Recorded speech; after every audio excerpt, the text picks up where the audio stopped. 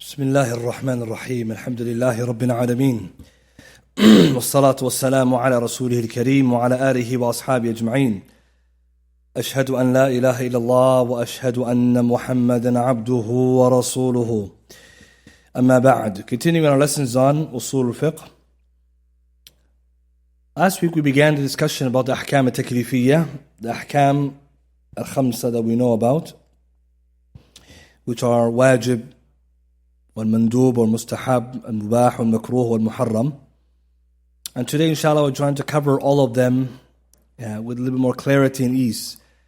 In the group to our da'wah I posted some notes. Inshallah you can follow with me.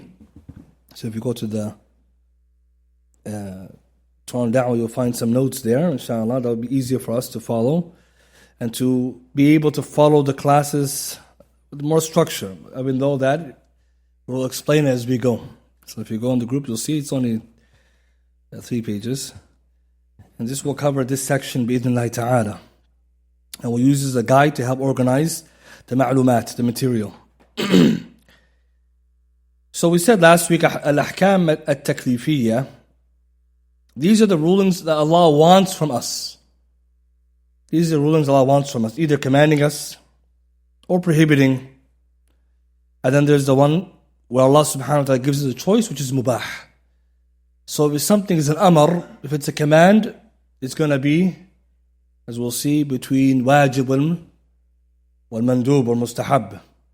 And if it's a nahi, a prohibition, muharram or makruh, disliked or prohibited. And if it's takhir, choice, mubah. So we're going to see then that you can categorize the text when you see them.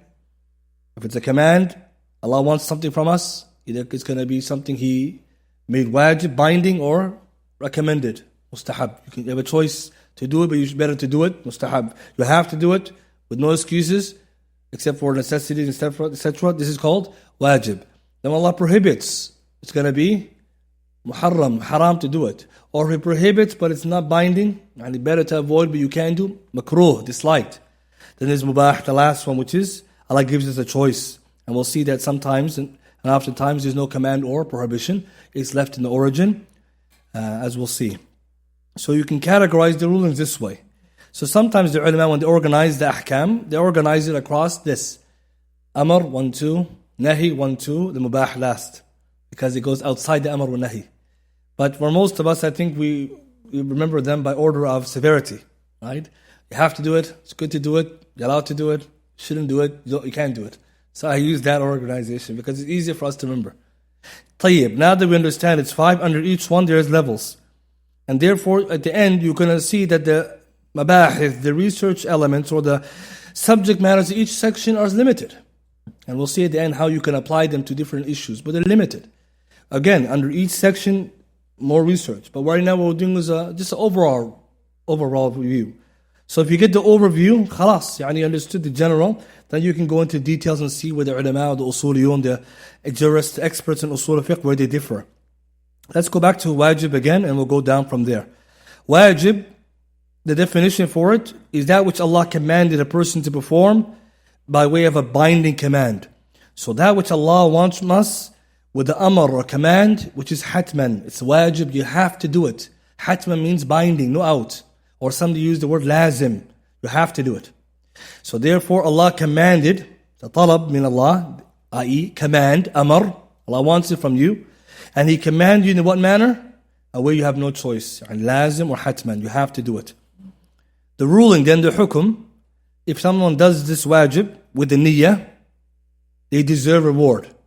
And it says they deserve reward. And if they leave it off, then they deserve punishment. So that's the hukum. Before continuing, some of the ulama, they mix the ta'rif with the hukum. So have you probably seen books, some books they say that which Allah wants from us with a binding command. Some say that which if you do you get reward, otherwise you get punishment. These are two definitions saying the same thing, but in 2 different ways. The ta'rif, the first one is the definition, the second one is the hukum. So salah is wajib, right? Allah wants you to do it. Did He give you a choice in the matter? No. وَقِيمُ الصَّلَاةِ He gave you amr, hatman, laziman, you have to pray. طيب. When you prayed, مع النية إنما الأعمال بالنيات من شروط الصلاة النية. You prayed Isha, what do you deserve? Reward, deserve, key word, not you get. The ulama correct that. Deserve because you may not get a reward. It's possible to pray Salah and you didn't get anything. You can get the obligation off your back, but perhaps you prayed and you didn't get anything. So they say you deserve the reward and you don't deserve punishment. Deserved. Because it's possible someone prays and it wasn't very good, or somebody else prayed but there's a mani'. Example, someone's prayed but he's drinking alcohol. How many days of Salah is not accepted? 4 days. It counts, but does he deserve reward? No, it doesn't deserve reward. As a mani', preventative. So that's why they say deserve. And that's Ahlul Sunnah wal Jama'ah. We know people deserve punishment, but Allah may not forgive them, punish them, might forgive them. As someone deserves reward, he might not get it due to a preventative. That's a better way of looking at it. Because we don't believe I did it, I get it. Allah knows. إِنَّمَا يَتَقَبَّلُ اللَّهُ مِنَ الْمُتَّقِينَ. Allah only accepts from the pious. So that's why when we get the benefit here, if you generally, Allah will reward you. Inshallah ta'ala, Allah subhanahu wa ta'ala is Kareem. So that's called the ruling of wajib. Okay, that's one. Now the headings, 1, 2, 3, 4, 5. 5 issues underneath wajib, 5. And you can see in the notes, 5 issues. And each one of these has some impact on the rulings. Because what is the step-by-step approach to all of this? First step, we're going to analyze the ayah or hadith to figure out what is one of its rulings. Right? So you look at an ayah or a hadith, these are the nusus, shar'iyya, Quran and Sunnah, then what are you trying to find out? Is this thing wajib or mustahab?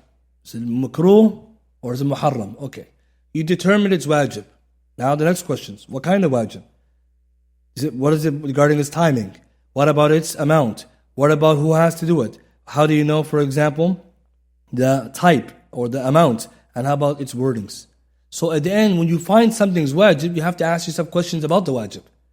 But the first step is to find out its wajib. And so we're going to do at the end examples of this, so it becomes clear why we need to in these categories. Because at the end of the day, these are the short list of what the ulama are going to tell you about action.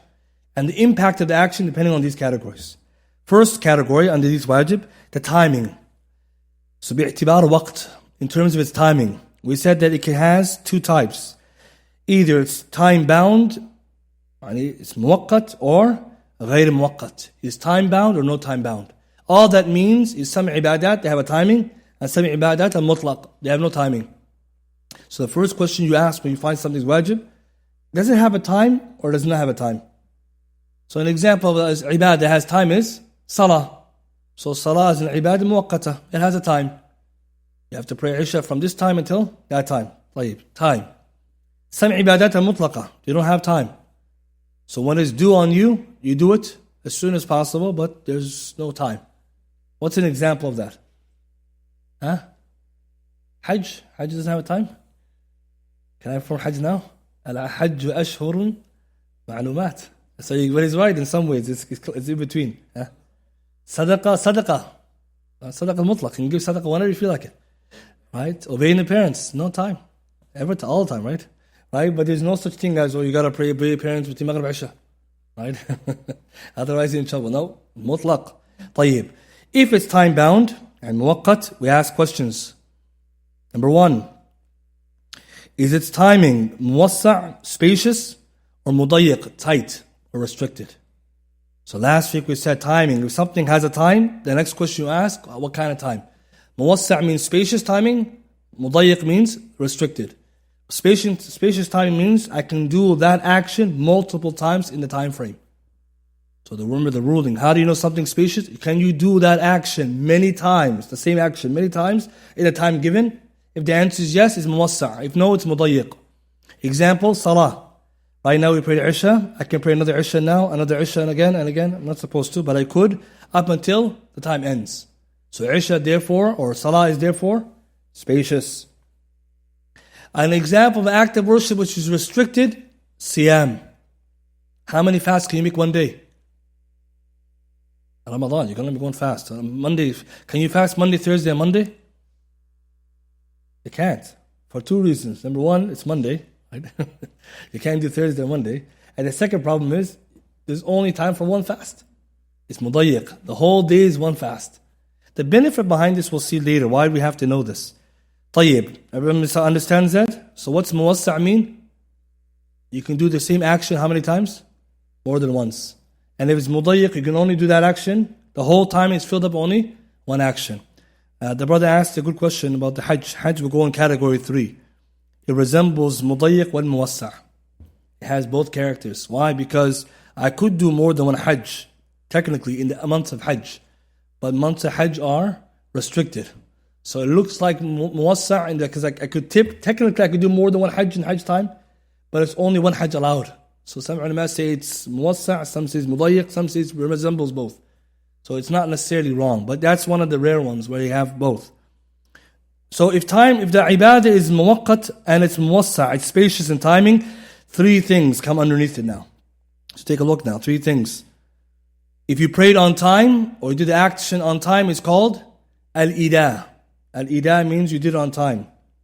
Al-ada. You did it on time. Al-ada, you performed it on time. Right now we did Isha on time. So this is done on time. If I missed the Isha timing, and I prayed after its time, I do making up. This is called al-qada. And if I prayed Isha on time, but I broke my wudu, make wudu and come back, I'm doing repeating. This is called al-i'ada. Al-i'ada, you have to repeat. So why is this important? Ibadah that is time bound and it's spacious.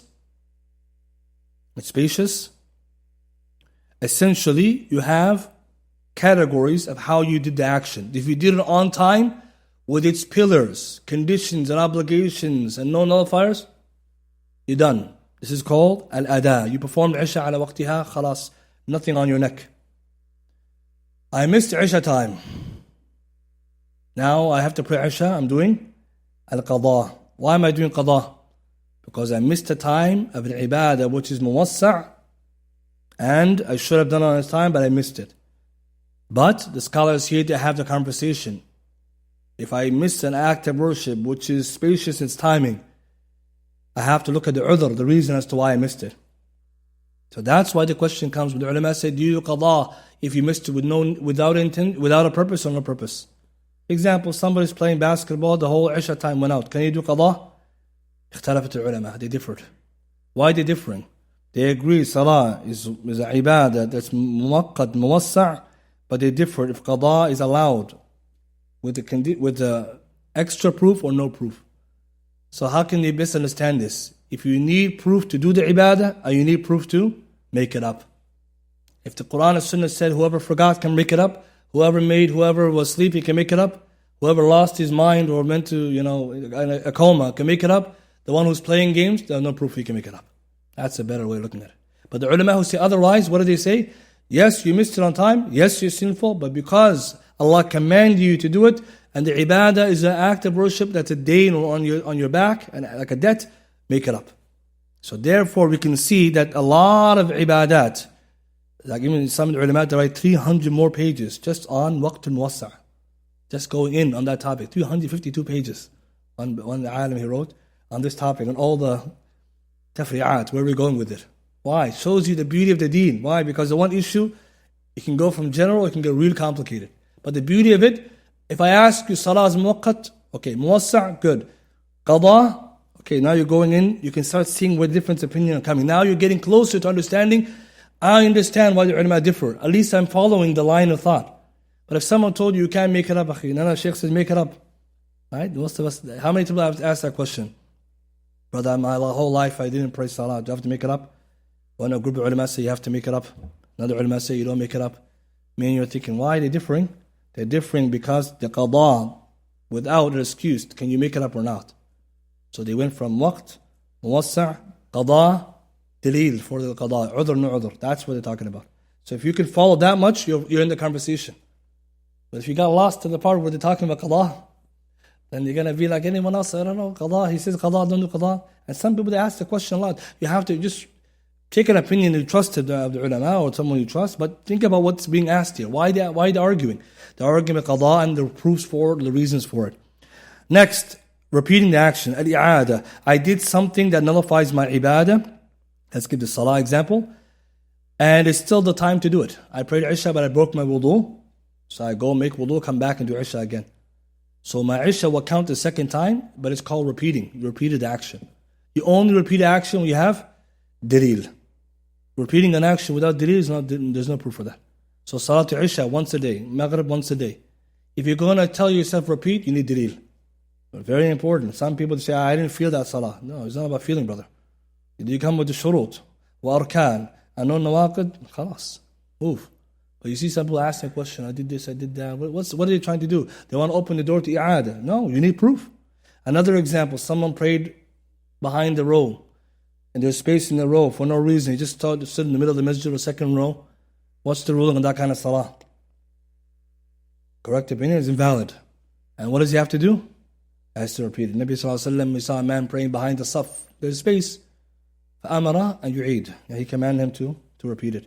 Why? Because that's one of the conditions of the salah of jama'ah. He has to be in the row. He'd have no proof for it, no excuse for it. La salata. There's no salah limunfaridin khalf al-saf. So here we learn that there's a dalil for it. So here we learn that if somebody did the action properly on its time, al-adah, you did it outside of its time, al-qada, if you have an excuse for the qada, go ahead. If you have no excuse, better opinion is to say make tawbah and don't do it again. And the reason why that's important, but at least you can follow now some differences of opinion there. Next, the act of worship which is restricted, we already mentioned you can only do one action in the time period, and then ones which look like both, which are like Hajj. B, let's talk about amounts. Al-wajib then can be divided into that which has a fixed amount, muhaddad, and that which is ghayr muhaddad. That which is fixed and that which is not fixed in miqdar, in amount. So what's an ibadah which is fixed in its amount? Zakat.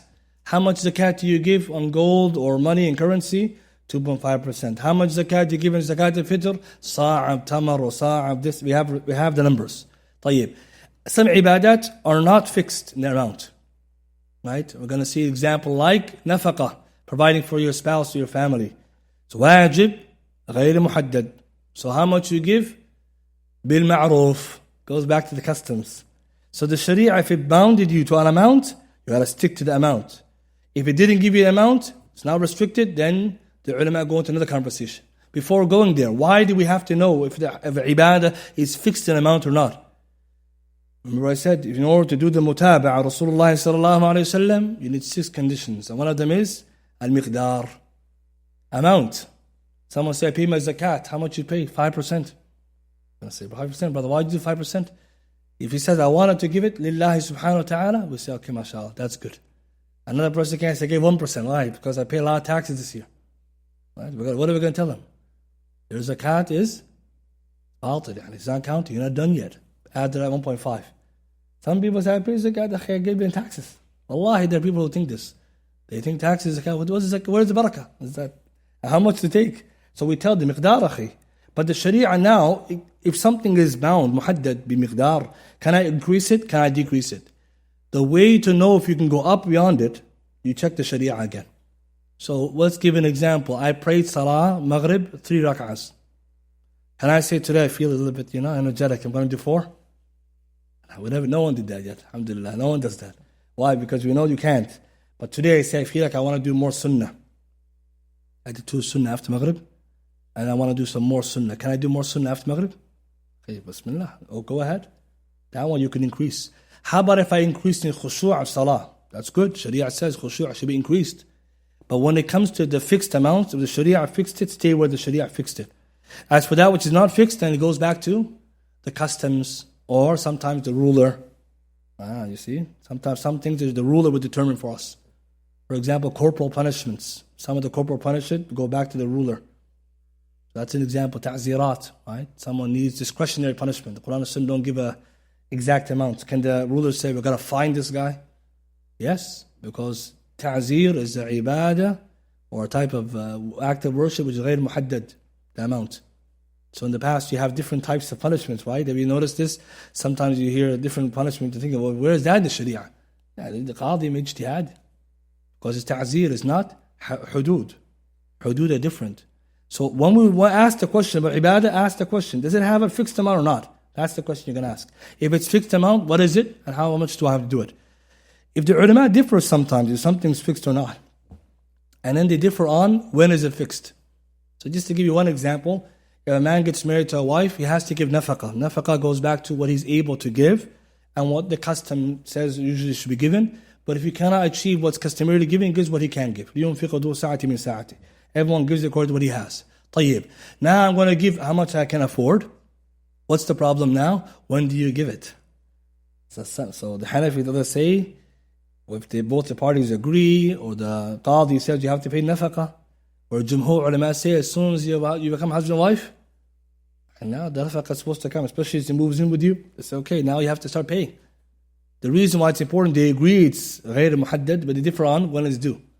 So if you hear someone say, well, you don't have to pay yet, if someone said to pay yet, all they're going to discussing now is what time to pay. They all agree the amount is based on, it's not based on the fixed amount, it's based on the urf or the people's capacity. So the benefit behind it, some of the finer details of fiqh go to this. Our job is not to get the answer yet. Our job is just to follow the line of thinking. What is the conversation? Muhaddid, ghair muhaddid. Okay, I'm with you. But right now, if you don't know what that means, and when the sheikhs are debating, you're like, it doesn't matter to me which way he goes. I don't know what he's talking about. I don't know where he's going with it. So the question you're going to ask, if an action is wajib and the amount, is it fixed or not? Next consideration is in relation to the doer. Is it individual obligation or communal? Fard kifai or aini. The benefit behind this, if it's aini, I have to do it. If it's kifai, someone has to do it for us. Salatul jama'ah, for example, the scholars, they differ on it. But Salatul Jama'ah, we know it's Fard Aini. Right? Everyone has to do it. For those who say it's Fard, and those who say it's Mustahab, they say everyone has to recommend to do it. But they agree that Salah, every individual 5 days prayer is a Fard or a Wajib Aini on us, each one of us. Salatul Janazah, Fard, Kifai. So if you slept in, you missed it, no sin. But if all of us don't do it, then it becomes communal sin. All of us are in trouble because we didn't do it. So that's when the ulama, they debate sometimes. It's Fard Aini Kifai. The only reason why you need to know it, do I have to do it? So nobody is going to try their best to miss the janazah prayer. But if I missed it, I'm not going to say, wait, I have to pray it. Or some people do say, we can't pray yet because we have to get the family to come in. Yes, some of the ulama say it's consideration if you want the family to come pray. But since it's Fard Kifai, hurry up with it is better. Hurrying up with the janazah is better. But if there's a dispute, it's better to compromise to find a middle ground. But the kifai part means I'm not unresponsible. We'll see another example of that. So when you look at the ibadat, always ask yourself, who needs to do it? And if you try to figure out if it's individual or communal. Okay, and when it's individual, the benefit goes back to every doer. If it's communal, the benefit goes to the community. So janazah, what's the benefit? It's the right of the Muslim in general, that we all are buried, and we are given that right. So if someone did it, the maslahah has been achieved. Right? So Allah subhanahu wa ta'ala created us from the dust and is going to put it back in it. So someone has to put us in it. Right? ثُمَّ أَمَاتَهُ فَأَقْبَرَهُ. Then you die and you're buried. So someone has to bury you. But the maslahah has not achieved, the person's lying body rotting on top, then we're sinful. Salatul Jama'ah, Salatul Faraid, the Khams Faraid, the maslahah goes back to us. Because when we pray, I'm getting benefit. Inna salatanha and al-fahsha'i al-munkar. When I pray, remember Allah. So that's why Allah wants us to do it. So this is from the hikmah of the sharia. You can check the maqasid of the ibadat. You will always see when Allah subhanahu wa ta'ala makes something individual obligation because it's for everybody, individual needs it. Where it's communal, the maslahah is achieved overall. That shows you the beauty of the deen. Even some of these, if a non-Muslim were to look at our sharia and see why this category, not that category, wallahi, you can guide him to Islam. Wallahi. Islam is the only religion. The maqasid of sharia are found beautifully in its ahkam. So some of the ulama say, why some ibadat Allah left it غير محدد? Because Allah knows people are going to change and time is going to change. Islam is صالح مصلح لكل زمان مكان. Allah knows we're going to be in North America. Allah knows some people are going to be in the East. So He made the nafaqah based on where you are and what you can do. Allahu Alim Hakim. See, some questions, 5 salah? No, 5 salah is muhaddad. Allah knows the maslahah is there. That's the thing when today we want to quantify the sharia, this is how you do it. If someone came to you today and said, prove me Islam is correct. If you just told them some of the ahkam, you look at you shocked. How you know all these things? From the same sources that we have. Our book and our sunnah are sufficient for us. And the last two, specific obligation or obligation of choice. In relation to the fi'l. Some things Allah made mu'ayyan and some He made it mukhayyar. So most of the ibadat are mu'ayyan. Allah told us which ones you have to do it. And some of them He gave us a category of actions, you choose from them. So most of the ibadat are mu'ayyan, right? You have to do them specifically. Example, Salat Dhuhr, Asr, Maghrib, Zakat, Hajj, specific. How about the ones which are by choice? Kafara. You made an oath in the future, you didn't break it, you broke it, you didn't fulfill it, you have choices. Free a slave, category 1, or feed or clothe 10 poor people with a modest clothing or modest food, or third category, fast 3 days. That's a choice. It's wajib, all of them, one of these is wajib, mukhayyar, you have a choice between them, based on your ability. So the reason why sometimes it's mukhayyar, choice-based, is because the maslahah again can be achieved by any one of these. If it's mu'ayyan, Allah wants us that one particularly because that's going to bring the benefit for everybody. A good example of this, because sometimes something can be mukhayyar, choice, and then the choice becomes more restricted. For example, after a battle, Allah talks about in Surah Muhammad that a person has a choice, the wali al-amr, the ruler, what he's going to do with the prisoners of war. Surah Muhammad, Allah talks about what we're going to do with the prisoners of war. We're going to keep them, we're going to ransom them, we're going to execute them, we're going to free them. There's choice. But in today's time, when the prohibition of slavery, the ulama, what do they say? We don't do that then. Because it's not one of the objectives, mukhayyar. Some people come to say, we got to bring back the slavery. Tell me, Shaykh, it wasn't something maqsood in that. You see some people, they're so lost, guys. They're so lost. Because the ulama, have you seen any ulama saying that? They understand. It's mukhayyar. It's possible Sharia exists without it. You see, that's very important because some people come to say, Islam came to get us. It's like, what? La hawla. So why? So, fakku raqaba, so I can free you? Right? We came to enslave people so we can free them, right? Allah, when you study the topic, you start realizing some people, they didn't understand the Sharia properly. So ulama say, because of the waqt and the maslaha now, we can't do it. It's mukhayyar anyways. There's already 4 choices. You get down to 3. Following me here? But see, Allah subhanahu wa ta'ala knows. Allah who is the judge. But when some other ibadat, Allah made mu'ayyana. It's very important to ask. Most ibadat are specific anyways. And the last one, which is the most important, how do you know something's wajib? The wordings. You have to check its wordings. The wordings can be either specific grammatical formats, for example, specific formulations, like siyagh. For example, last week we looked at lam al-amr, ma'a fi'l mudari'. You put them together. Lam al-amr ma'a fi'l mudari' majzoom equals wajib. Some of us is like, that's not helping me. Okay, I'll give you a better one. I'll show you, maybe next week we'll talk about it. Look at the madlul, the meaning. If you look at the meaning of the ibadah, you can tell if it's wajib or not. And who mentioned this benefit? Ibn Qayyim. And if you want to check it, Tafsir al-Sa'di fi al-Muqaddimah. Tafsir al-Sa'di, he mentioned in Muqaddimah some fawaid from Ibn Qayyim, bida'i fawaid. Ibn Qayyim, subhanAllah, with his knowledge that he has, what did he do? He combed through the Quran and Sunnah, and he found out certain words always prove something's wajib or mustahab. And certain words, a long list, like something like this long. If you see these wordings, it's makruh or haram. Rahimahullah. And you see these wordings, mustahab. And all of them are easy to find. Allah, it's beneficial. And Sa'di put in the Muqaddimah so you can follow him in the Tafsir of Sa'di. And we're going to see next week, if you look at that, it's easier to remember those than the formulations. Because last year we talked about the formulations. I think most people forgot them, right? Anyone remembers any of them? Well, that's one of the signs or the wordings was wajib. Yeah? Ism fi'l amr, that's the easiest one. If'al. Wa aqimu salah. And then we mentioned like 4 or 5 others. So some people say, oh, I forgot those. طيب. You can check the meaning. And I'm going to show you later if you can combine between both. And that shows us that the Sharia can be approached in more than one way. It's helpful to know it. But why am I mentioning this? The first step we do before we do fiqh or to do hukum, is it wajib or not? So what are you going to check? The wordings or its meanings. Then based on the determination, you say it's wajib. طيب. Now you got the wajib. Next step. It's wajib. What kind of, now I have to check the timing, the amount, the who has to do it, what kind of action. Answer those questions, now you have the hukum. And it's wajib, full form. Is it wajib? Is it time bound or not time bound? Time bound, what kind of time bound? Right? Okay, next, if it's wajib, is it fixed amount or not fixed amount? طيب, next, is it individual or communal obligation? Next, specific or choice? You do all that, you got the full picture.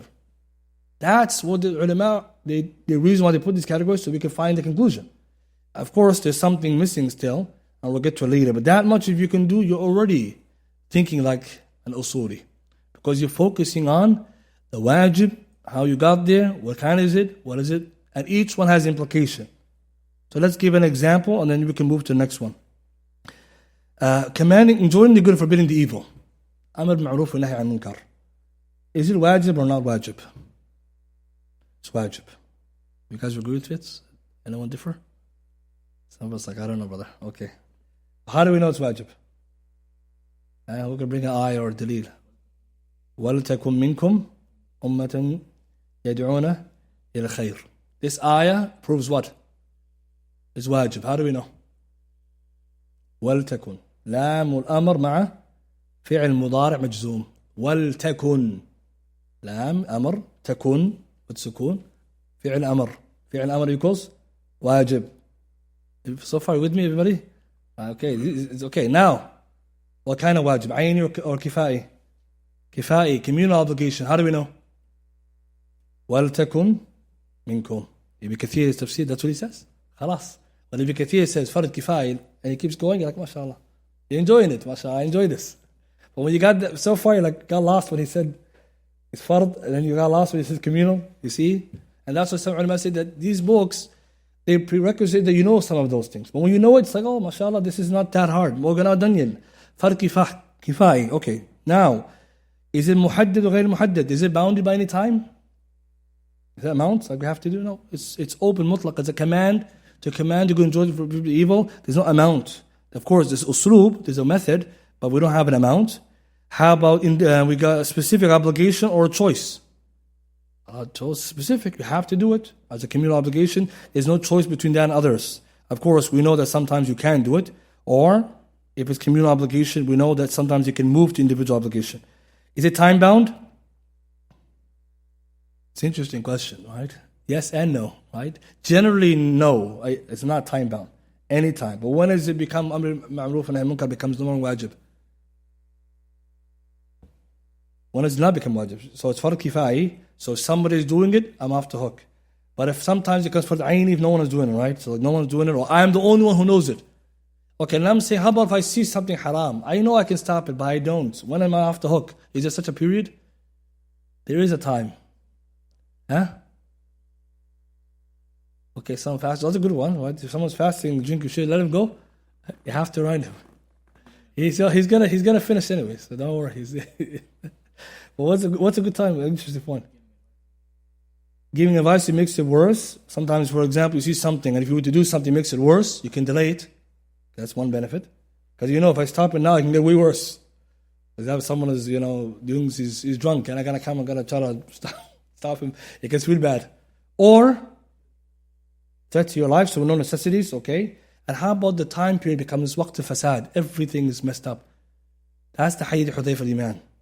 Where he talks about, and hadith Uthman, about the end of time, we become so corrupted. There's so many sins, there's nobody, you can't do it. Everyone's corrupted. Some ulama said, that case, you help yourself and that's it. And so why is it important? Because there will come a time like that. It's too much evil. Ya ayyuhalladhina amanu alaykum anfusakum. Take care of yourself. That's what the ayah means. So we can see that sometimes we don't have to do anything. But generally speaking, you have to do it.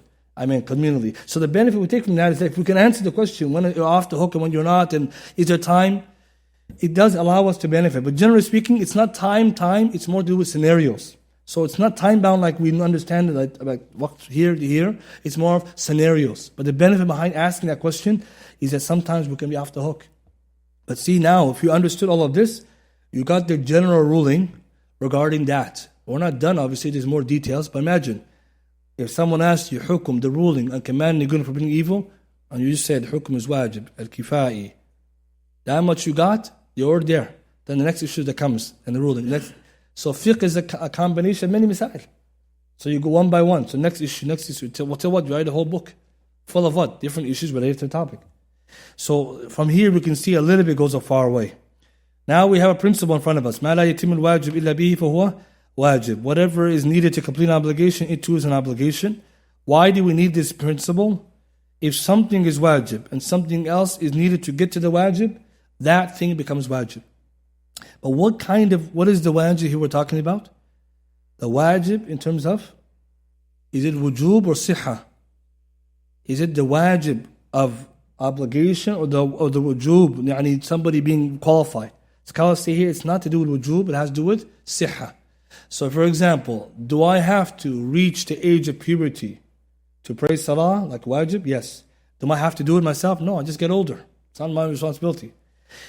Making wudu, you need to do it. Allah asks you to do it. So that one you have to do it. Another example, zakat. How much money do you need? Let's say $800 roughly. Is it wajib to get $800 in your account? No, because that's for wujub. But if you got $800, you kept it for 1 year, then you have to pay it. See the difference between the two? So ulama say if something you need it, Allah asked you to do it, and it's needed for wajib, then you have to do that. Both of them are wajib. Salah is wajib, wal wudu wajib. But salah is wajib and age of puberty. It's not a wajib, it's a wajib, but it's not a wajib. You just get there and then we go there. So the benefit behind is that some things you can do, something Allah told you not to do. The question you should always ask, if something is wajib, what's connected to the wajib? Okay, because sometimes you need to do it, sometimes you don't have to do it. So that makes our life beneficial. But some things we know you have to do it. Not because itself is wajib, because it leads to the wajib. Salatul Jum'ah, taking a car to get there, and the only way I can get to the masjid is by the car. Taking the car to Jum'ah becomes then wajib. Taking, for example, going to Salatul Janazah, which is considered mustahab, for communal obligation, mustahab for everybody. Going to the masjid for Salatul Janazah is mustahab. Me taking my car to get there becomes mustahab. So ma la yatimul wajib, ma la yatimul mustahab, ma la yatimul makruh. Keep filling in, except it takes the same ruling. Wajib will lead to wajib, makruh to makruh, mustahab to mustahab. The benefit behind that is, if somebody knows he can fulfill the wajib a certain way, but he doesn't do it, he's liable. Sometimes, and other times not. So the benefit behind the sharia counts for both of them. So Allah knows our situation. But let's say you don't have the ability to get to the masjid. The Jum'ah, you can pray because it's too far. Nobody's praying in your locality. Are you sinful for not praying Jum'ah? No, because you couldn't get there. You have no means, even though you tried. Tayyib, number 2 now, recommended. This is a little bit easier now. Recommended action can be called different names. You can call it mustahab, you can call it mandub, you can call it sunnah, all the same meanings. Is that which Allah commanded us to perform with a non-binding command. Non-binding means Allah recommending it. It looks like you have to do it, but other evidences or the wording suggests you have a choice. So for example, praying the sunnah before and after salah, the wordings are in command form, but they indicate it's good to do it. As we'll see later, how do we know that? So things which are sunnah, you're not sinful for doing it. The ruling, if you do it with intention, you get the reward. If you leave it off, then you don't deserve punishment. The point behind the mandub or mustahab, why does it exist in the sharia? Imam Shatibi says that the mustahab is a khadim. It's a servant for the wajib. It's the doorman for the wajibat. Allah put mustahab to protect the wajib. Think, when you pray your salah, you made mistakes, you're not focusing, okay, what do you do before and after? Sunnah salahs, to help you fill in the gaps. Yawm al-Qiyamah, Allah will check those. Another example, fasting recommended days of the year helps us get ready for Ramadan. Nabi Sallallahu Alaihi Wasallam used to fast almost the whole of Sha'ban, getting ready for Ramadan. So you see that? So one of the benefits behind knowing this, when you fall too short in the mustahab, you threaten the wajib. So that's why ulama always push to do the mustahab. Imagine someone doesn't pray any sunnahs. It's not sinful, but it could be a case, if he's not very serious, he might miss the wajib. I need the fard salah, he might start missing them. So the best way to protect yourself, do that. How about these categories? Aqsam. 3 categories. Number 1, an emphasized sunnah. Sunnah mu'akkada. Number 2, sunnah ghayr mu'akkada. Sunnah that's not emphasized. And number 3, a sunnah of aada. Right? They call it, or sunnah of nature, prophets of nature. So Jibiliyan, what he used to do personally. Or some they call it sunnah za'ida. Different names. So why do we categorize the sunnah or the mustahab into 3 categories to know how emphasizes it? A sunnah the Prophet ﷺ always used to do is called sunnah mu'akkada, emphasized. 12 rak'ahs or 10 rak'ahs every day and night is sunnah mu'akkada, very emphasized. Witr is sunnah mu'akkada. Nabi ﷺ prayed it fil hadar wa safar, traveling and resident. Why is it important to know those? You keep doing it. It's good to know, and therefore it's better to do it and encouraged to. Sunnah ghayra mu'akkada, anything Nabi Sallallahu Alaihi Wasallam did it, but he didn't do often. Can anyone give an example? Salat al-Duha. Salat al-Duha, some people say, is this sunnah? He prayed it, alayhi salatu, so it's sunnah. So definitely he did it. He did it, but it's not mu'akkada. So therefore some of the Sahaba and Salaf were different. Nabi Sallallahu only did it in the conquest of Mecca. He only did it this time. He came back from travel. You see where the conversation is? Why the ulama even different on duha? If you read the Rasail on duha, you're even shocked. Some ulama say it's not sunnah. Like, subhanAllah, not sunnah. And what you gotta say, wait a minute, the ulama, they don't say stuff like this, right? So why they said that? When did Nabi Sallallahu do it? They say, well, he only did it when he came back from battle or travel. Oh, wait, so it's not mu'akkada? So now we have a conversation. Why no one did that time? Or the second thing they asked, Nabi Sallallahu told us to do it, but he didn't do it. So they say why he said it and didn't do it. But the more correct opinion in Sunnah, it is emphasized qawliyan, by statement, but not fi'l, action. Why? Because Nabi Sallallahu, what did he tell us to do? Do duha. Why didn't he do it? Out of fear that's going to become wajib. Khalas, that's our answer. Taraweeh, Nabi Sallallahu prayed how many days? 3 days, and he stopped. Out of fear it's going to become wajib. Because someone say, okay, Taraweeh is not Sunnah. It's only sometimes. No, we're going to say Sunnah because Sahaba understood that the mani' was there, preventative. It lifted, it stayed. Abu Bakr, Umar, Abu Bakr didn't change it, Umar changed it back to the original Sunnah. So question, Umar did bid'ah? Right? The one saying that doesn't even know where Umar got it from. Nabi Sallallahu 3 days, what was he doing? If it's the Prophet did it, and that's what we're going to learn later, the Prophet did it as ibadah, فهو مستحبة. If he did it as ibadah, it's already mustahab, taqarrub. How can you say it's bid'ah? So the people who say it's bid'ah, like the Shia, Taraweeh or something, again, those who also come and say the 40-20 or 20 and 8, let's leave that aside for a second. I'm just talking about Taraweeh as action. Why Umar prayed in congregation? Nabi Sallallahu did it 3 days. Why is it that some Abu Bakr didn't do it? Because he wanted to hold on to the generality of Nabi's practice. When Umar brought back the Taraweeh in congregation, anyone objected? Uthman, Ali and all the fuqaha. So see, the benefit behind this, it's sunnah, but we know it's not mu'akkada because Nabi Sallallahu was scared of it becoming wajib. So that's how we know why some things are not mu'akkada or not. The last one is sunnah of customs. Sunnah of aada, or it's in Prophet's nature, or it's an urf, like a culture of a people, or the sunnah, yeah, that's probably the better way to say sunnah aada, right? So the sunnah adiyya or aada, what is it? Nabi Sallallahu Alaihi Wasallam did it not as taqarrub, not to get closer to Allah, but as a culture of his people. Example, growing the hair long. Nabi Sallallahu Alaihi Wasallam had natural long hair, the Arab had long hair. So the sunnah of aada was to keep long hair. Some of us, we don't have long hair. We want to follow the sunnah, and your hair doesn't grow long. So what are you going to do? So sunnah aada, Shaykh. If you did it with the niyyah, you get a reward. If you didn't do it, if you did it just to agree with Prophet Sallallahu Alaihi Wasallam, you do niyyah, you don't get a reward. Because Nabi Sallallahu Alaihi Wasallam didn't do a taqarrub by this. When he ate honey, that's because he likes honey. If you ate honey because the Prophet likes honey and I love Rasulullah, I get hasanat. Liniyah. But by itself is not. So sometimes we conflate the two. Someone you see them, always worrying about how long his hair is. He doesn't care about his akhlaq and other things. Right? And then later on, today's time, most mashayikh are bald. Some ulama say, what happened? Well, the first, all the older men, right? Older men lose their hair. That's the first problem. Right? You forgot, right? He's old. Maybe he had hair. Right? Some shaykh had long hair, but most ulama, they cut their hair. But also the other ones, sunnah qawliya. Prophet ﷺ, what did he tell Wa'il bin Hujr? When he cut his hair one day, Prophet ﷺ with long hair. Then one day, Nabi ﷺ saw him and said something, and he went and he cut all his hair. Nabi ﷺ said, I didn't tell you to do that, but that's better. Sunnah qawliya over sunnah adiyya. That's the sunnah. You know, young people, they didn't go this far, right? They didn't get this to Usul. So some of them, you see them always worrying about, he really is not doing it for Rasul ﷺ, some of them, right? Some of them. But someone who is, we say, okay, bin niyyah. But if you didn't have it, no problem. That's very important because it's the category. Turbans, sunnah adiyya, right? In some cultures, they have a turban style. Some they have another one, the Yemeni one. Or in Saudi, they wear the shamag. And then you go to India, Pakistan, they have a turban. All that is aada. Covering the head is sunnah. How you do it is the aada. If I do the prophetic turban, I get reward with the niyyah. But if I don't, am I sinful? Nabi Sallallahu didn't wear taqarruban. He caused to cover the head. Yes, that's better. And the reason why this is useful, if some ulama, they don't agree to something, no one would dare say they're challenging the sunnah, right? They just say that's a sunnah of customs. Last two benefits in this section, the wordings. How do you know something is what sunnah or mustahab? Check the wordings.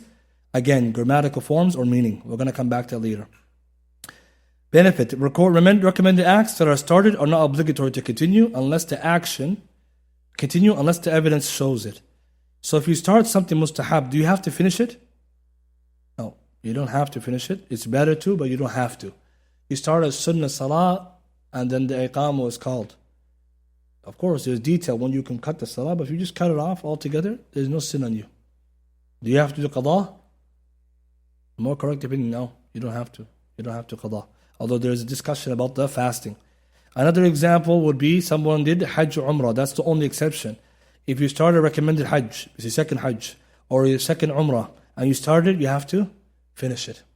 Why? وَأَتِمُّ الْحَجَّ وَالْعُمْرَةِ لِلَّهِ. Allah commanded Hajj Umrah be finished. So that's the only exception. The reason why this is useful, you started fasting one day, your friend invited you to dinner, you are hungry, right? And he wants you to eat. Some of us will say, brother, I can't eat, and he doesn't invite you every day, come on. What are you supposed to do here? Sometimes some people, they forget. Sunnah, you can break it, you're not sinful. If you want to continue, you can, but there's adab to it too. But let's see, this is like, he didn't invite you before for a very long time. Don't worry, I'll do another, I'll break it and fast another day. That's good. But again, there's some difference of opinion about the qada there, but that's just a point of mentioning that. It says benefit. Ash-Shatibi rahimahullah says, if an action is recommended from the perspective of a particular, it's obligatory from the perspective of universal. What he's trying to say there is something interesting, again from the maqasid of sharia and the hikmah of the sharia. If Allah made something recommended itself, it means you don't have to do it. But collectively, the ummah has to do it. Something can be recommended fi juz, wajib fi kull. Example, some ibadat, like nikah and having children in the community. It's mustahab, aslan, nikah. It can go from wajib, it can go down, even depending on the circumstances. But let's say the whole ummah, the community, no one's having children. Khalas, now we're going to go down. So it becomes wajib likul. Mustahab individual. So he says, if you look at the sharia, again, Shatibi looking at the sharia far distance. Muwafaqat is full of these kinds of long distance overviews of the sharia. It's absolutely wonderful. Because if someone to look at the sharia like this, you find stuff like unbelievable. Like, why Allah subhanahu wa ta'ala made this recommended, knowing that it has this benefit? Because having children creates bigger communities, creates bigger economic labor power. That's why the Muslims, we have the biggest labor force, even though we're not using it necessarily fully, but we have it. And the Western world, they know it. Hence they importing the immigrants from our side. But them, they don't have the maqasid. They don't have the children going downhill. They're suffering economically from that. Again, these are things that if you look at these books, especially Muwafaqat is the best book on this, and of course the books of Ibn Qayyim, some of the fawaid, Wallahi guys, I'm telling you, somebody reads it, he will say Islam is the haqq. No way, no way. This is the deen Allah. That's the benefit. So this is one of the benefits. Also we can see that something that Allah subhanahu wa ta'ala wants us to do. So adhan is fard kifai. So it's mustahab on everyone who's able to do adhan to do it, right? And that's the muaddin who's being appointed. Imagine the whole community doesn't do adhan. What happens to the community now? It can even lose its status of Dar al-Islam. What's one of the conditions for a country, to Muslim country? There's adhan. So Imam Shatibi says that in a place doesn't have adhan, maybe some Sahaba used to use that as a principle to figure out if you can fight these people or not. So mustahab for juz, but the kull is wajib. Somebody has to do it. Otherwise we're all in trouble. Subhanallah. Imagine everyone says mustahab, no problem. No adhan, no jama'ah, no tarawih. Something's going to go wrong in the ummah. And that's why you can see why these things matter in the deen. Even though some people are doing it, that's why fard kifai, the benefit usually for someone to take it. Let's now go and jump to mubah, permissible. Permissible means Allah made something, gave the mukallaf, the legally responsible person, a choice. They can do it or they can leave it off. So a person does it, the ruling, if they do it, if he does it, they don't deserve any reward. And if they leave it off, they are not deserving a punishment. But if they do it with the niyyah to help in the ibadah, they get the reward. So we can see now for mubah, you don't do ibadah by it. But with a good niyyah to help with ibadah, you get reward. So you can make a mubah and ibadah through niyyah wal hay'ah, through intention and manner. This is an interesting principle. You can make a mubah and ibadah through two things: intention, niyyah, wal hay'ah, and form. Give an example. You eat your food. Eating food is mubah. Allah says, وَكُلُوا وَاشْرَبُوا. Someone say, akhi, that's amr. Fi'l amr. We didn't get there yet. All we got so far is there. We're going to see this. كُلُوا وَاشْرَبُوا is amr, but what is the amr for what? Libaha. Although if somebody doesn't eat anything, it becomes wajib. That's ulama to say that when it comes to mubahat, you have to do it generally, not specifically. So you can, let's eat something, right? Halal, right? We don't have to eat whatever you want, but you can't say I'm not going to eat. Allah says, كُلُوا وَاشْرَبُوا. طيب, eat. How does it make your eating ibadah? Number one, the intention. What's your intention? What should it be? To worship Allah, get strength for ibadah. If you do that, you get rewarded. And if you didn't do that, you don't have any sin. Right? So we're just talking about the bare minimum. You ate your food, mashallah. You said it with a niyyah, I'm going to do this so I can go to the dars. You see? I gotta eat something. طيب, you get hasanat. Mu'adh bin Jabal, what did he say? Verily I seek Allah's reward. أحتسب. I seek my reward from Allah for what? في نومتي, my sleep, as I seek Allah's reward from في قومتي, my standing. So the benefit we take is that he used to take the niyyah of sleeping to get strength to tahajjud. That's the Sahaba and Salaf, high achievers. That's good. That's an easy thing to do, right? طيب, next one, بالهيئة, manner. How are you going to eat? You got a good niyyah. And what do? You just dive in. Where is your Bismillah? Where is the right hand? Where is the Alhamdulillah after? Ibadah. So the Sharia, have you noticed that everything which is mubah, there's aada, there's some ibadat connected to it? So, قُلْ إِنَّ صَلَاتِي وَنُسُكِي وَمَحْيَايَ. My whole life can be for Allah. You see the Sharia? Allah says, wherever you want, ilbas ma shit. But, say Bismillah, we'll put it on. So you don't lose. Our deen is so meticulous. Allah wants us to get reward in everything. Even though you don't have to do it. So Allah said, Messenger told us, wear whatever you want. So go back to the ayah, كُلُوا وَاشْرَبُوا hadith. Kul ma shit means mubah, eat what you want and drink what you want and wear what you want, as long as no arrogance and extravagance. But now if I have good clothes, because Allah loves, Allah jameel yuhibbul jamal, so that's why I wear it. And number two, when I wear it, I will start with the right side. You're in ibadah now. That's our deen. Go and Jew Christian, ask him what you got. He just puts on his shoes, so yeah, nothing. He's ta'ban, he doesn't have any ibadah. And that's the small stuff. We didn't get to the masjid yet. Wallahi, students, my brothers and sisters, if you look at this, you will notice why people like Islam, because give them structure. People are looking for it. People are looking for it. They say, I want to know what they got to do. I want to tell them, just go with the big stuff. No, I need something to help me. So, طيب, once you got that far, let's talk about categories, aqsam. There are 4 of them. Maybe we'll skip them for now. But Imam Shatibi, even in the English translation, Muwafaqat, you can see it if you want to read it. Volume 1, page 92 to 93. He talks about that the mubahat are 4 categories, or at least 3. We will leave them for now, just for the sake of the time. But what it is that sometimes mubah is allowed, sometimes not allowed. Or most times allowed, and sometimes it becomes like allowed. Things which are not mubah become mubah. So simple example, eating and drinking is mubah, right? Permissible.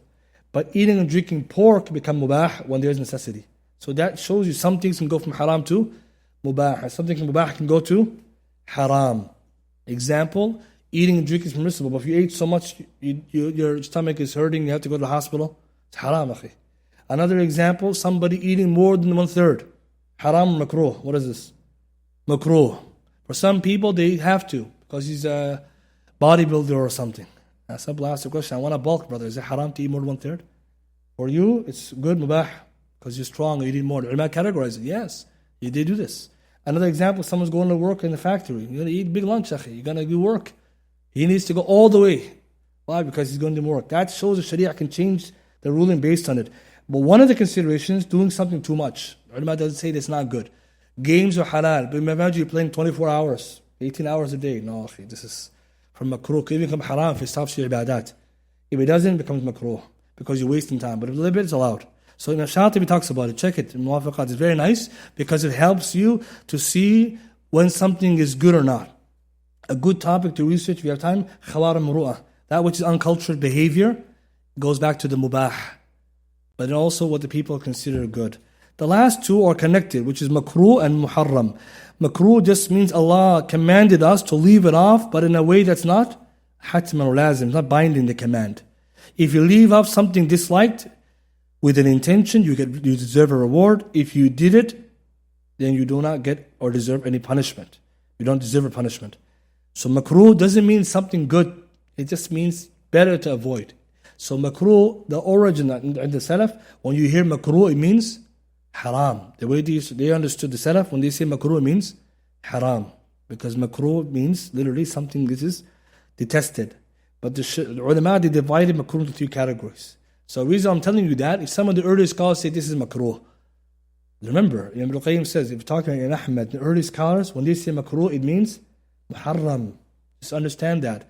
But when the ulama later, they divided it, because there's sometimes something's makruh, it just means better to avoid it. Example, we have 3 categories there. Number 1, makruh at-tahrimi, and makruh of prohibition. Something's makruh, but it's haram at the same time. Makruh can mean haram. What's an example of that? Right? Eating onions that come into the masjid, is makruh tahrim, is haram, or is it disliked? Good question, right? It depends, right? So some of them say it's makruh, tahrimi. Some of them, say tanzih. It's better to avoid it, doing it, but if you have a need to, you can. But you're right, this is general ruling is to hold it as tahrimi. That's the best way to approach it. So if someone ate it, raw onions and garlic, and has nothing to take away the scent, the best is to take it alive, go and clean, get it removed. You can't, and you pray at home. That's the best way to treat it, as we'll see later. But some ulama, they move it down to other category, as we'll see later how they do this. So first one, something Allah's Messenger or Allah subhanahu wa ta'ala prohibited, but it really doesn't mean it's disliked. It means don't do it. In Allah subhanahu wa ta'ala, He dislikes for you, qeel wa qaal. Qeel wa qaal means ghiba and namima. Qeel wa qaal is haram, right? Naha, but it's haram. Allah hates it. Haram. Makruh tanzihi. This is the one most of us know. Stay away from it. But you don't have to. Example, most of the adab in the Sharia are in this category. If a prohibition comes in the bab, in the chapter of adab, etiquettes, most of the ulama say it's tanzih. Okay, there's a good principle to remember. Again, there's different opinion on it, but there's many scholars that hold that. For example, it's disliked to stand and put on your shoes. Hadith Jabir, Nabi Sallallahu disliked putting on the shoes while standing. Naha Rasul Sallallahu. Okay, haram or makruh? The ulama who say it's makruh say this is an etiquette. Etiquette's prohibitions mean makruh. Okay, eating with your left hand? Haram. But we just said the principle is makruh. So many ulama say eating left hand is makruh. But some ulama say no. It's not going to work. Because we have another proof. What is the person who eats with left hand? Shaitan. Haram to copy him. Who haram. That's how they solved it. Otherwise, it was many ulama say makruh. I know, some must be shocked. Makruh. My whole life I've been getting in trouble for this. Right? No, but your parents did a good job, right? But some people, they get shocked. Oh, it's only makruh. No, it means you shouldn't do it. But the haram is stronger. Why? Can't copy shaitan. So tanzih and makruh. What's the difference between tahrim and tanzihi? The only difference is which one you get sin or not. All the ulama say don't do makruh. It's not good. But it's not haram if it's the second one. The last one is some ulama only have this category. They call it khilaf al-awla. Khilaf al-awla just means it's against the sunnah. This is how the ulama show the wara'. They have carefulness in the sharia. Not praying witr. Is it makruh? Where is the Quran Sunnah says makruh? You don't pray witr. It's not makruh like that. What do we call it? Khilaf al-awla, khilaf al-sunnah. It's better to do it. You go against the sunnah. Look at the etiquette. Why is that better? Because it's the lowest level of makruh. This is like considered like the weakest makruh. You didn't do the best thing, but it's not sin at all. Because the man who came and said, I'm going to pray 5 times a day only. The Prophet told him that if he does this, then it's true because of Jannah. Now, we're not telling people not to pray to witr. But imagine someone doesn't pray. Some ulama say, is he talib ilm or ami? Talib ilm, he has to. Some ulama went there, Ahmed, others went to talib ilm, is wajib. Or some say mustahab, mu'akkada. They say, why? Because talib ilm. It's hamil al-sharia. No. They said, ami. The reason I'm saying that is because imagine someone told you, I don't pray witr. You're not going to say, it's makruh. Makruh needs nas. You're just going to say khilaf al-awla, khilaf al-sunnah. That's good etiquette, right? Sheikh Ibn Baz, look at his fatwa, how he always says khilaf al-sunnah. Etiquette. He doesn't have a text. So now you can better appreciate why they say that. Okay, marrying 4 wives or marrying 1 wife. All right, depends on what madhab you're on in this one, right? So we're not going to open that door because you're going to be fighting there, right? We're just going to say, some ulama, what do they say? The Hanabila, what do they say? They say khilaf al-awla. Some of them say that khilaf al-awla. They say not khilaf al-sunnah, khilaf al-awla, because Allah says do one, because it's more just. So they say doing one is khilaf al-awla because they're going to create mashakil. But they don't say sunnah, khilaf al-sunnah, because Nabi did it. So what they're trying to say is better not to do it because of the problems that can come from some people who are not able to do it. But they're not going to, and also not going to call it sunnah, some of them.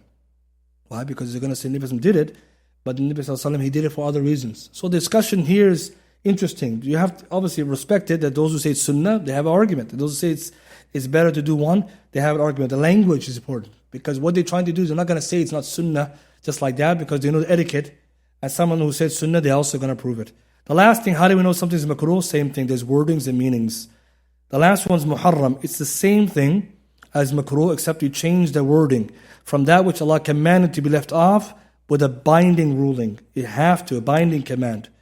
Means Allah didn't give us any room not to leave it off or to do it. And the ruling is if you did not do something haram with an intention, you left it off, Allah will reward you. And if you did it, then you're deserving a punishment. Key word, deserving. Because you may be off the hook if you have an excuse or you're ignorant or Something came in your way. Or maybe you were negligent and Allah is Ghafur Rahim. If something's haram, it's something which someone should avoid because of this nature. It has levels, but the two categories scholars divided. Something which is haram lidhatihi, prohibited in and of itself, and something haram lighayrihi, due to other reasons. This is the most important part of this for the haram. To categorize this of haram, these two categories are very useful. Something which is haram lidhatihi, in and of itself, the Sharia has prohibited it in all times, except for necessities. If something's prohibited in and of itself, it's only allowed in the darura, permissible necessity. And something which is prohibited for other reasons, it's allowed when there's a haja, a need, not a necessity, a need. This discussion, the ulama have written good books and researches to talk about contemporary issues and analyzing it. What kind of tahrim is it? Okay, is it lidati or lighayri? Once we got there, okay, what are the implications? The reason why this is useful, the question that came today in the Q&A, somebody said I can buy a house on riba because it's haram, because it's based on my intention, or because I have a necessity. First issue is that, is it correct that riba only becomes permissible when it's a necessity? Answer is yes, because riba is haram lidatihi, in and of itself. And when we say riba, there's two ribas, right? What are they? Riba fadl and riba nasiya, the two, right? One of delay, one of excess. So the one that ulama specify you, the real riba, where is it? Riba nasiya, the one we delay. Money for money, delay payment for extra money. This is you can say the real one, because riba fadl goes there. The benefit behind this, if I want to buy a house on a mortgage, when am I supposed to do it? When there's a necessity. What does that mean? It's going to be life or death situation, or close to it, or such severe damage to the person that they're going to harm the dunya with deen. So example would be, there's no housing available for a family of your size. No housing can be offered of the available housing now, or you can't, or the rents or the condos are too small. You need to have that. Or someone literally is at risk of being homeless. It's the only option. So if there's options, there's no necessities. Remember that. If there's an option, there's no necessity. Halal options, right? If there's no halal options, then you force. Okay, riba, necessity. Today people come and say, okay, I need to buy a house, but the necessity. What's the necessity? Can't rent. Rent's too high. And this one's not high. I mean, you're going to say it's cheaper. I'm going to ask if it's cheaper. I ask, is there alternatives? Some people, when they say necessity, it means it's cheaper, brother. Right? Or some are going to reveal the real intent. I want my kids to have something. That's a necessity, right? The kids to have something. You see, this, we have to be honest with people. Who's telling them this? The people who said it's halal, but the fatwa of the European Council. Right? We have to know where it comes from, who passed that fatwa, Qardawi and his jama'ah, when they said it's allowed. How did they get there? See, do you think Qardawi doesn't know this? Haram lidati lighayri, he knows. Right? Because he's dangerous. So what is he going to do? He's going to restructure he's going to declare a necessity, not a necessity, to another window. Very useful, this information. Why? All of our family members asking you this question, right? Why is it haram, brother? This and this, that. Haram lidatihi. Only becomes permissible when there's a necessity. You don't have one. There's an alternative. As for haram lighayrihi, it becomes halal when there's a haja. Anyone have an example? Tasweer.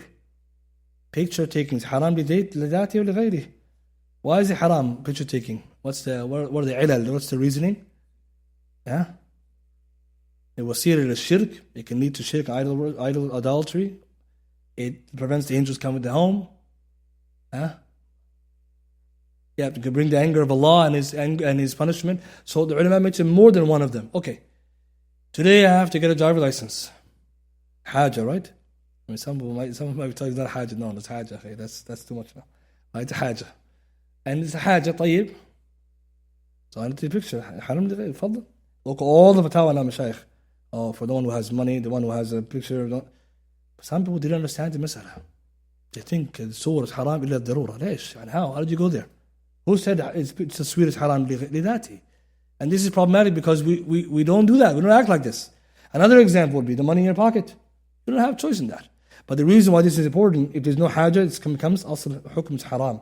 Again, with the discussion of the ulama in there. But that's the point. We're trying to mention that when they say it's haram, then you check the type. Example would be now, Go to the next two.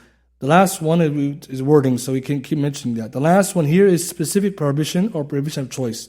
Did Allah restrict us in that particular thing's haram, or did He give us a choice of things that are haram? This is a very rare issue, and it's the last one we'll talk about today. Prohibition of choice doesn't exist too much in the Sharia, if in few issues. For example, a man marries a woman, can he marry her sister? No. So it becomes haram due to his choice. He chose to marry her, so he can't marry his sister, unless he divorced her. So it's halal in itself, but he chose. Another example would be then, somebody does something which is halal, but then because of this, it necessitates something else haram. A man, for example, divorces one of his wives. He has 4 wives. Someone's going to be divorced because he divorced one of them. Right? Based on his intention, but he has 4 wives, someone will be divorced. Right? So for example, here we choose one of them and divorce because he pronounced it willingly. So it's by choice. But it doesn't mean that he didn't have that choice. Once he pronounced it, it becomes... So the choice means if you did it, something else becomes prohibited. But if you didn't do it, it's still not prohibited.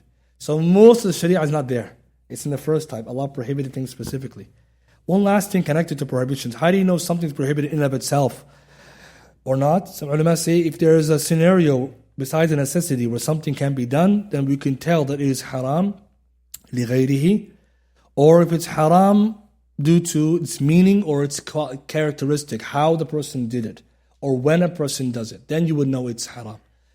Buying and selling is halal. Buying and selling after the second adhan of Jum'ah is haram. Why? Haram لغيره, because Jum'ah adhan, second adhan was called. Otherwise, they would have counted. So that's how they would say, because you can buy and sell regularly, but not this time. So it's haram for other reasons. Looking at a woman before marriage, right? You come to khutbah, you want to propose to a woman, you want to see her. Seeing her, in that case, becomes halal, right? Because niyas. But looking at a woman generally is haram. But what kind of haram is it? بغيره, because this is the fitna. But if there's a necessary or a hajjus or a need, it becomes allowed. I know some people, they don't know that because they don't want to show their daughters even when it's marriage, right? So we have to tell akhi, it's haram لغيره. See? So the fiqh come handy. Some people look at you, haram, as if it's so why is it awam? They don't know. But we can explain to them that why is it allowed here? Because even though there might be something, a fitna, the context, the maslahah is better, greater. It's going to create love between them. Another example would be something like I mentioned, like the prohibition of certain transactions.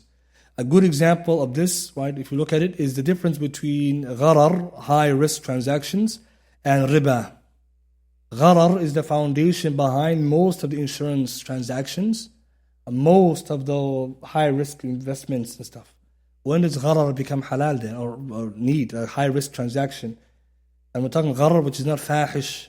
It's fahish, this one. Talking about it's just excessive. So scholars say if it's just too much gharar there, but there's a need for it, then it can become halal because of that need. Otherwise, it shouldn't be done. So an example of insurance.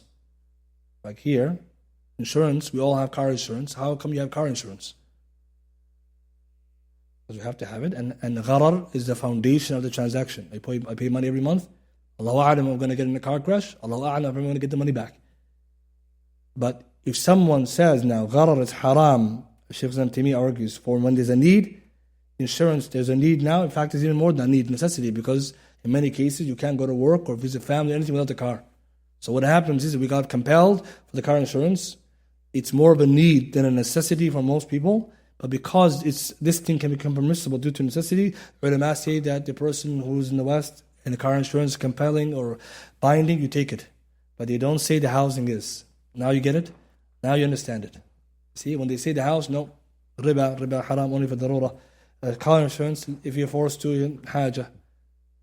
See, now you get the behind the scenes. Now you get it. Now you get the fatwa. Now you appreciate that because the ulama are not just throwing things out here and there. Of course, the mufti doesn't have to explain this. But when he's explaining it, if you know a little bit about it, it benefits from understanding it better, but also explaining it to others. Right? Because as you probably notice, when people ask you a question, some of the problems, they don't understand how come it's haram. If he's a ami, and he doesn't know any better, you can explain a simple way. If somebody's like literally telling you it's haram and he's, they're fighting, like they're debating now, then we have to go to the core issue. Inshallah, we'll end with this much. Hopefully this helps us to have an overview. Where we go from here now, next week, inshallah ta'ala, we move to the next topic, which is the nadu al-ahkam al-wada'iyya wa ahkam al-taklifiyya. We finished this and we did taklif. And again, later on, we're going to put this in like a diagram so you can see all the categories that we're looking at. The next step is, if these are the rulings that can be derived from the Quran and Sunnah, adillah, what are the adillah? That's the next mabhath. Right? What are the adillah fi usul fiqh? What are they? Which ones are agreed upon? Which ones are differed over? Why? Because the next conversation has to be, something is wajib, how did you know? Where did you get it from? If you derive the wajib from the Quran and Sunnah, or do you derive from evidence everyone differs over? You see, now it's getting more interesting. Then later we're going to get to another one. So inshallah ta'ala, it's building towards something. Inshallah, any quick questions bismillah ta'ala before we finish? Yes.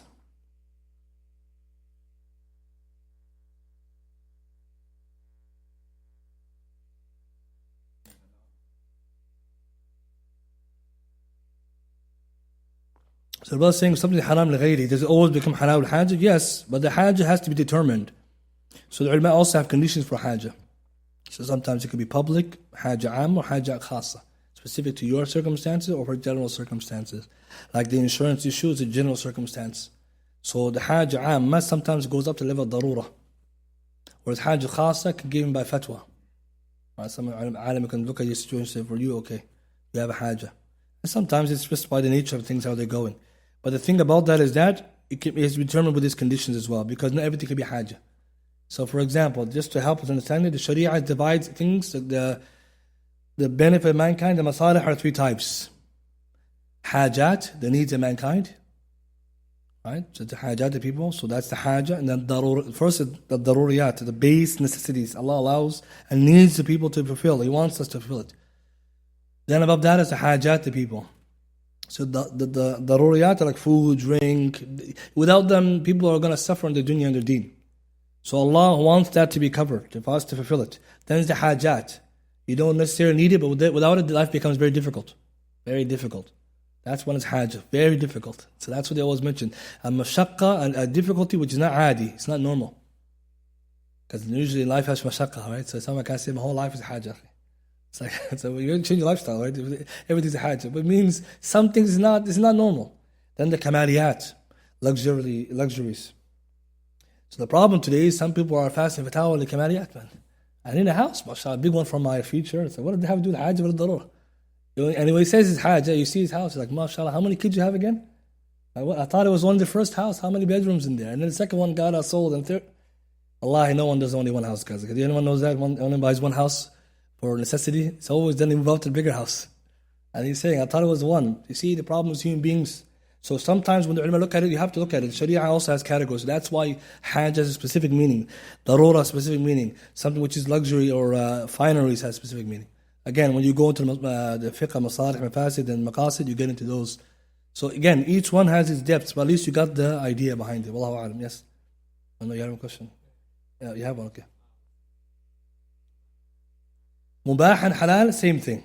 So the different meanings, different words, sorry. Halal means mubah. Mubah means like in the technical meaning in relation to its commandments or its origin. But you're right, halal, mubah, jaiz, you can use all these words. Right, they all mean the same thing. Yes.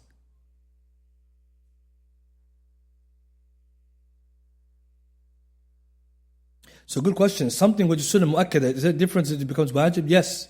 For example, Salat al-Kusuf. So we know Nabi Sallallahu Alaihi Wasallam, when they only have one in his lifetime, he did it. He commanded us to do it. So this was the first discussion. Is it wajib, aini, or kifai? What is the ruling? Aini, why they say, because you pray jama'ah or fardan, you can pray both. Next, is it wajib, mustahab? So many ulama said mustahab, and some said wajib, because Nabi said, go rush to it. So that's a good example of it became fard, or it became a command, which is aini, mustahab or not. So some say it's not necessarily mu'akkad in that sense, or some will say it's sunnah, and some will say that mu'akkad will be Eid. Eid salah ulama different again. Some say it's fard and some say it's sunnah mu'akkad. Nabi always used to pray it, so it's mu'akkad. But then some say that he told us to come pray it. So the group will say it's wajib. They say if you miss it, you have to do qada and you're sinful. Another group said it was mustahab. So that's a good example as well. So you can go, you can research some of these and you find the good examples and more. Yes.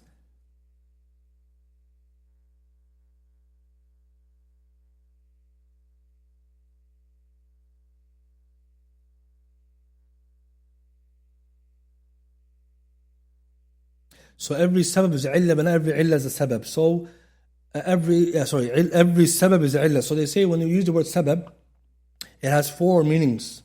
Sometimes you can mean what a illah means. It's with it, the ruling's there, absent is not there. Other times it just means the wasila to something. So it's not a illah for it, it's just a wasila. So for example, someone say this is the sabab for this. It doesn't mean it's the illah for it, but with it the ruling's present. So if the ruling's present, and then without it the ruling's absent, then you call it illah or sabab. But if you say that it's a means to something, doesn't mean the ruling's there, then you can call it just a sabab. And again, you can look at other examples. That's how they use it. Because the term sabab and shart, all the times they come grouped together. That's the useful part. But you're right, that you have to be more fine with the details. Allahu a'lam. Yes.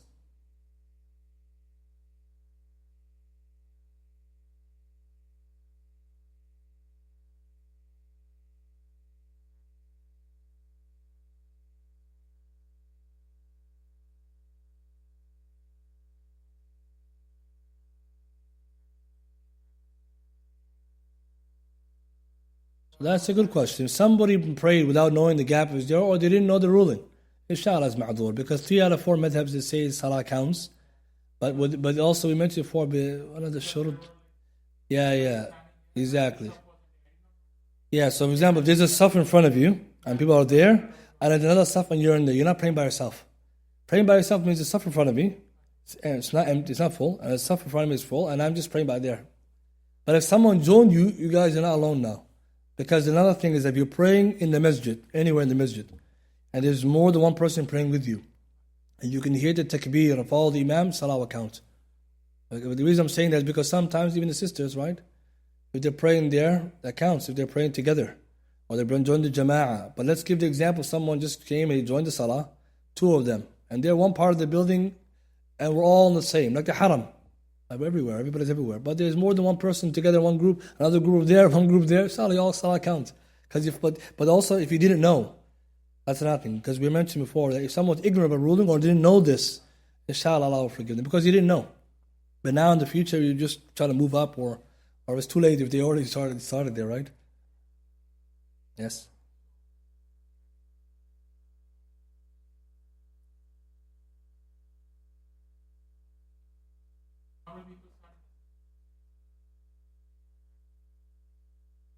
You just joined, yeah.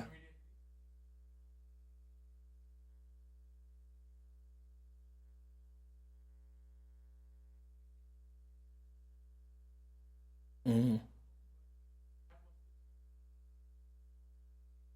Mm-hmm. So, but he's still in the same role. The difference between gaps in the role and someone praying by himself. So, yeah, but he's in the same row, right? Yeah, it's still different. That's different because you're saying pray by yourself without. Because even filling the gap is another conversation. Is it validity of salah or not valid? The salah is valid, but the gap is not good because it's sinful. Because you're supposed to fill the gap, shaitan doesn't go in it. Yeah, he shouldn't have done that. The one who did that, I understand what he was doing, but it's better to go in the middle. But even sometimes that going in the middle is more recommendation. But the best etiquette, if you're coming late, the imam's going to ruku', you just come straight, there, Yeah, inshallah, they're not, yeah. Yeah, so I'm just saying, some people, when they see that, some people come move that person to the middle, and some people, what they do, just start. Again, in this kind of situation, you could start on that side if you want, but it's not good. The person when they made the mistake, it's some people to go in the middle, but the point is, what is it better here, to fill the gaps or to start in the middle? Right, so inshallah, next time, we're all going to start in the middle. Inshallah. Yeah, we're not going to do that, yeah. So whoever did that, we're not going to do that again, inshallah. Yeah, inshallah is valid altogether. But now we can see those ahkam, yeah, inshallah. Yes, last one. غرر is haram لغيره. So the Sharia allows in some cases when there's a maslaha. Example, selling fruit before they ripen. It's haram to sell it because of the gharar. It could grow green and goes to yellow, it might become smaller. But all our fruit is sold yellow. Green and before it becomes red. So the ulama say why? Because international trade is impossible to sell bananas when they turn yellow. No one's buying from you. If you're gonna have to wait till it turns yellow, you're gonna lose the banana, you're gonna lose the trade. So you have to sell it green. So fatwa ulama is because the maslaha is the other way. So the benefit behind that is since it's haram for other reasons, when the haja comes, we move there. And that's the only reason I mentioned example, insurance versus riba. The only insurance which is riba is Life insurance, because it's 100% money for money. There's nothing going on there. No coverage, right? The only coverage is that you just hope you don't die. It's not you end up dying. Right? Subhanallah, right? Astaghfirullah. Somebody trying to get you, right? But that's what happens, right? Last one, brother, yes.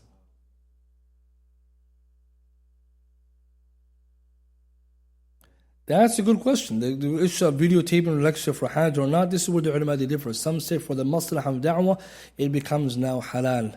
Not because it's halal of itself, because the maslahah is greater. But others say that it doesn't reach that because of the tapers, or we have lectures, we can audio, podcasts, whatever. So they differed on that angle, but both of them are doing ijtihad. So that's where you can see that those who argued, they went from haram to for maslahah, and some they said, I don't see the maslahah, and they differed there. But now you can see that those who even allowed it were not going to say that the ulama who did ijtihad, they didn't know this, they knew this.